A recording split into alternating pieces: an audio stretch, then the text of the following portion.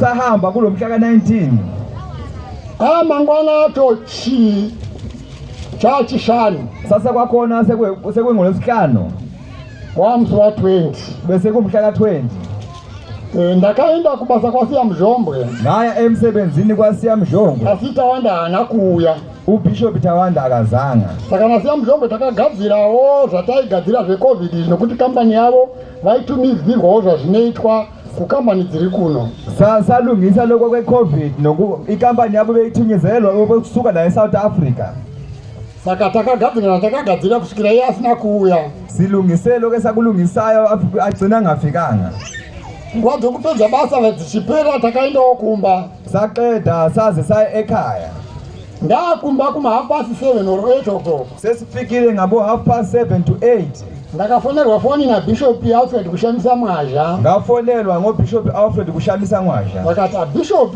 zvinhu maono ere zvinhu zvandaona pafoni yangu wasethi ukubonile na engikubonileyo efonini yami ngati foni yangu ina isipo WhatsApp hapana zvandaona uye hapana mbonditumira ngathi mina ifoni yami ayikho ku WhatsApp futhi akukho sengikubonile kumanje ndikati kowaone iko ngase ngimbuza ukuthi yini oyibonileyo vakomana ava vatati navo vaenda kunoona president wasethi laba bantu kade sinabo sebayile kuyobona umongameli hamusi kuzviziya here awukwazi nalokho ngati akwete hapana tandinoziya ngathi cha angazi lutho ndondatani chiti kana ndikaendasvika kumba ndokufonerai ndichikuziisa kuti Tawanda haana kuzouya asine zvatagadzira kuti gozoe nazvo pamusangano wemusi wa23 weSande bengithi mina uma sengifikile ekhaya ngizokufonela ngikwazisa ukuthi uBishop Tawanda akaphumelelanga kulokho kade sikulungisa ukuthi kodwa soba nomhlangano ngesonto zvakanaka wathi kuhle ndikati ko vanga vaenda kuneitei ase ngibuza ukuthi babeyoyenzani kumongameli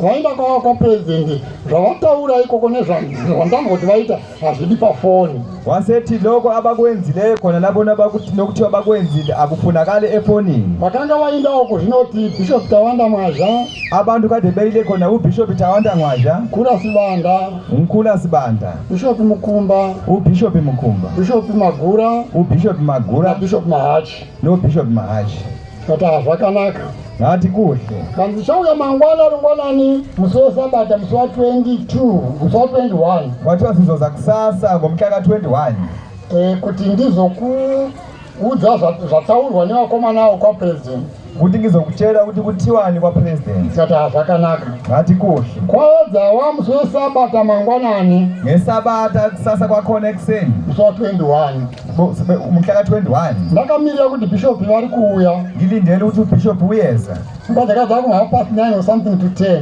ngisuke lapho ngo9 to 10 vakati ndichauya ikoko ngathi angiseze lapho chitouya kuno iza ngapha kubva zvandakataura nawe Maleko ngibe ngikhulume nawe ntambama ndakafonerwa nemapurisa ma-CIO ngifonelwe ngamaphoyisa ama-CIO vakati Mwazha ndiwe wakanzi mukuru pamana mudzidzisi wathiwa wena kwathiwa umdala nowathunywayo uya kuno uzotiudza kuti ko mudzidzisi wakati kudiko musi wa19 makaungana nevamwe iza ngapha uzositshela ukuthi owathunywayo wathini saka ndavapindura ndikati ngibatshele ukuthi hongu ndichauya zvamati kusvike na11 asi handiuye ndega ngiyeza kodwa ngizuza ngedwa ndichauya nachairman ngizoza nochairman nageneral secretary nogeneral secretary saka chitouya kuno tiende ikoko wathi iza ngapha siye khona lapho saka ndichitarira nguva inini kuti nguva idzodzo dzakadza pedyo na11 yataidiwa kumahofisi uko bengibheka isikhathi bese siyofika ko-11 ndakabvunza ndikati ko chairman mavafonera here vapapi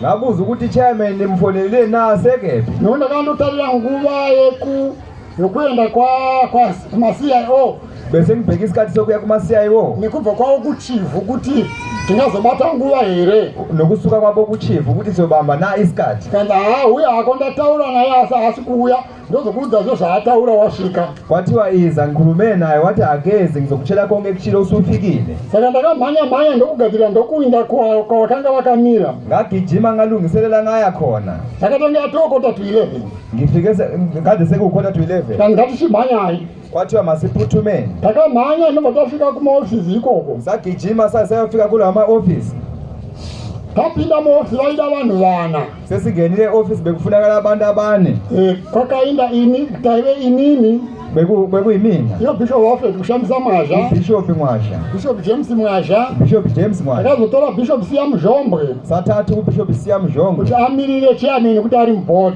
ukuthi ameli chairman ngoba ukhona kwiboard.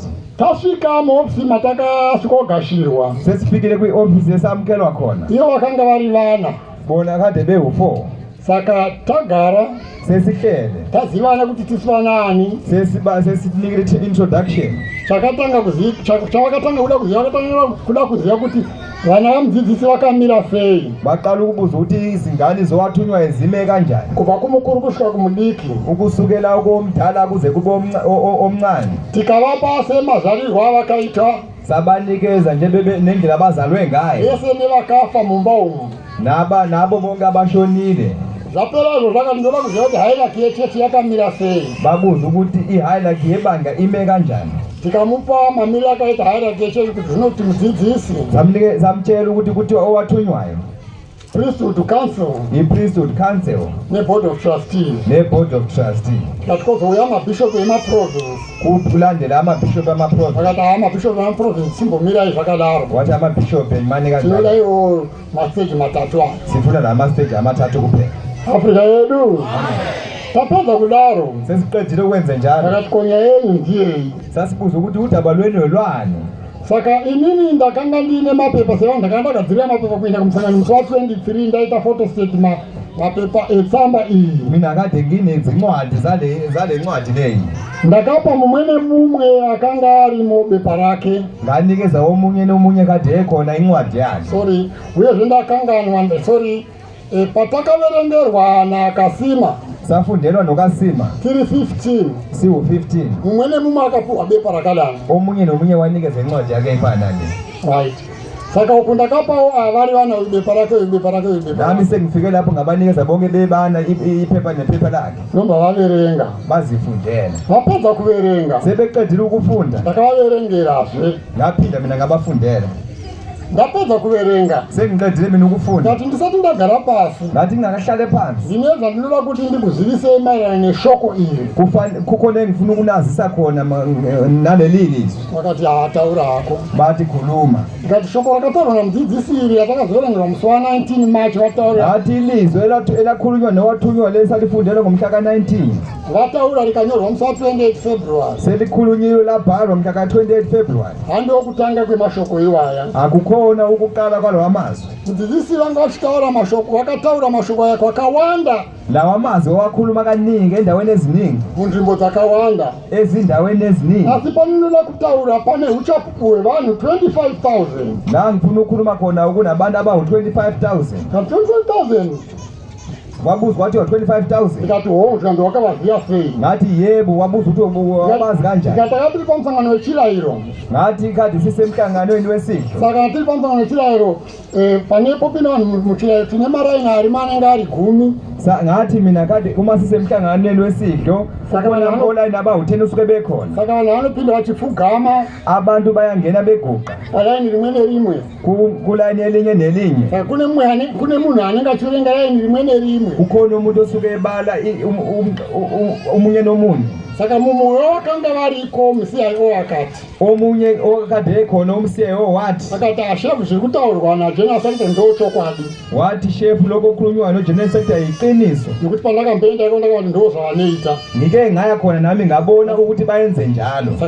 Saka zvine chokwadi nave 25,000. Ngathi iqiniso kuthiwa labantu kade bewu-25,000. Zvino nemusi uyu iri sabata mangwanani, Nalolu suku kuyisabatha kusasa kwakhona. mutumwa akasimuka achidzidzisa. Owathunywayo waphakama efundisa Ari pakudzidzisa ndo paakati, wathi ndinotenda Mwari, ngiyabonga uNkulunkulu, vanakomana vangu vose vakomana vamuchechi amadodana ami wonke sesebandleni vaita zvakanaka. kwenze kahle, Vachagara vakabatana neni. bazohlala behlangane nami.